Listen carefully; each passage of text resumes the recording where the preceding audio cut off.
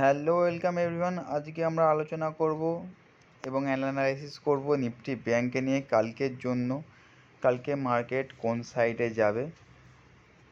প্রথমেই বলে দিই, নিফটি একটা ভালো চ্যানেল তৈরি করেছিল আপসাইড, সেই আপ চ্যানেলে ব্রেকডাউন করেছে। কালকে যদি কেউ এন্ট্রি নিতে চায় পুট সাইড এন্ট্রি নিয়ে এটা বেস্ট হবে। বলেই রাখি, 49,024কে ব্রেক করলে পুট সাইডে এন্ট্রি নিয়ে নেবে 50 পয়েন্ট এসএল রেখে।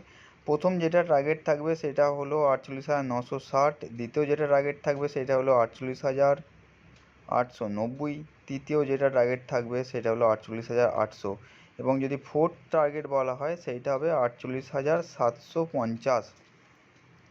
এইটা হচ্ছে পুটের ক্ষেত্রে। কেউ যদি বাই অন ডিপ করতে চায় বাই অন ডিপ করতে পারো একদম 48,922-এ কল সাইড এন্ট্রি নিতে চাইলে। আর একটা হচ্ছে যে 48,800-তে বাই অন ডিপ।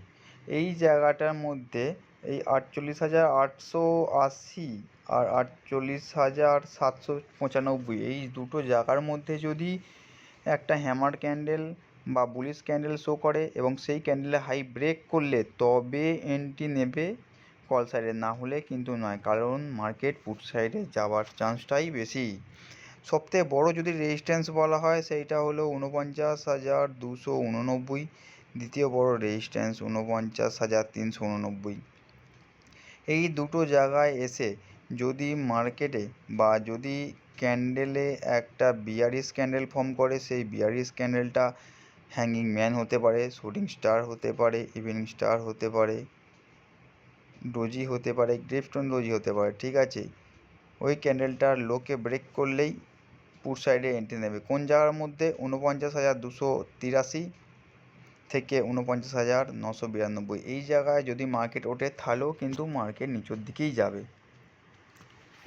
এক্ষেত্রে আমি বলে রাখি, যদি মার্কেট আপসাইডে গিয়ে তারপর একটা বিয়ারিশ ক্যান্ডেল তৈরি করে ডাউন সাইডে যায়, ধরো 49,384-তে মার্কেট আছে, এখান থেকে মার্কেট ক্র্যাশ খেতে শুরু করলো, তো আমরা 49,500 পুট 600 পুট নিতে পারি।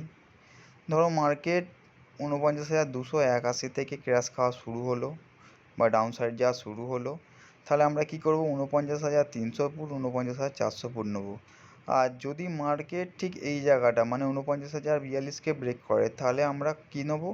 49,100 ফুট 49,200 ফুট। সবসময় ডিপ ইন দ্য মানিতে ট্রেড করার চেষ্টা করবে। আমি এই যে জায়গাটা বললাম, কল সাইডে যারা এন্ট্রি নেওয়ার চেষ্টা করবে কালকে বাই অন ডিপে, 50 পয়েন্টের বাফার রাখবে, 50 পয়েন্টের SL, call side put side both সাইডে বলে দিচ্ছি, ঠিক আছে।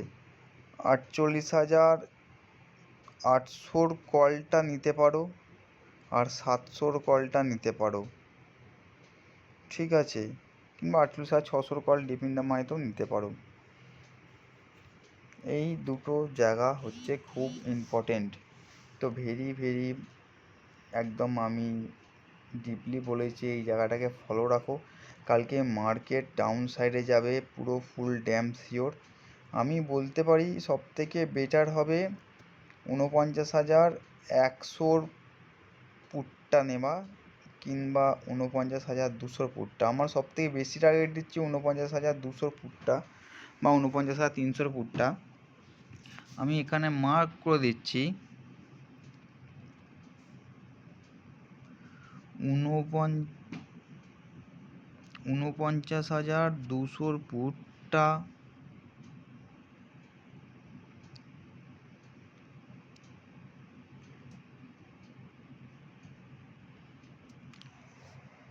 সরি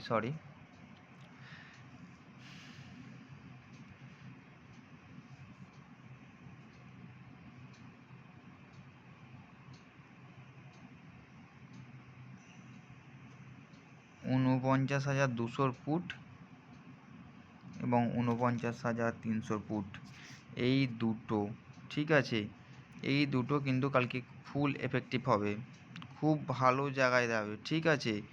বারবার বলছি আমি, 49,200-র পুট এবং 49,300-র পুট, এই দুটোকে কালকে খুব ভালো করে ফলো রাখবে, কারণ এই দুটো জায়গায় কালকে খুব মার্কেট খেলতে পারে।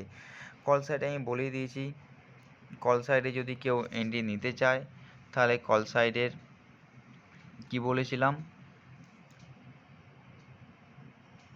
আমি বলেছিলাম কল সাইডে যদি কেউ কারো এন্ট্রি নিতে চায় তাহলে ঠিক এই জায়গাটা, ঠিক আছে, 48,785 থেকে 48,966-র মধ্যে ঘোরাঘুরি করলে তবে একটা বুলিশ ক্যান্ডেল তৈরি করলে তবে এন্ট্রি নেবে, না হলে এন্ট্রি নেওয়ার কোনো দরকার নেই। মার্কেট পুট সাইডই যাবে।